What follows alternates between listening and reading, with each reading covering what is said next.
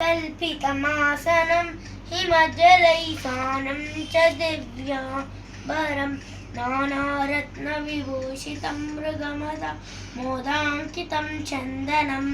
झाति चम्पकबिल्वपत्ररचितं पुष्पं च दीपं तथा दीपं देवदयानिधे पशुपते हृत्कल्पितं गृह्यता सौवर्णे वरत्नकण्डरचिते पात्रे घृतं पायसं भक्ष्यं पञ्चविधं पयोदधियुतं रम्भाफलं पानकं शाकानामयुतं जलं रुचिकरं कर्पूरखण्डोज्ज्वलं ताम्बूलं मनसा मया विरचितं भक्त्या प्रभो स्वीकुरु छत्रं चामरयोरुगवदनकं वीणाभेरीमृदङ्ग कला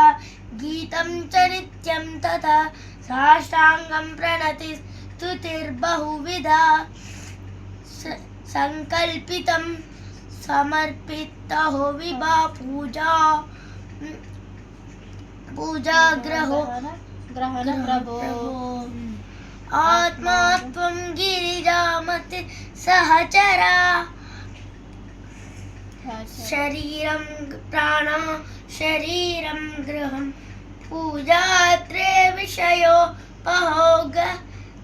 रचना निद्रा समाधिस्थितिः संचारप्रदयो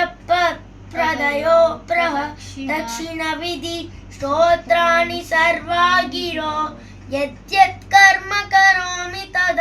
तत्तदखिलं शम्भो तवाराधनं करचरणकृतं वा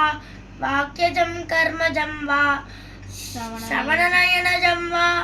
मानसं वा परागं विहितमविहितं वा सर्वमेतत्समस्व जय जय करुणाब्धे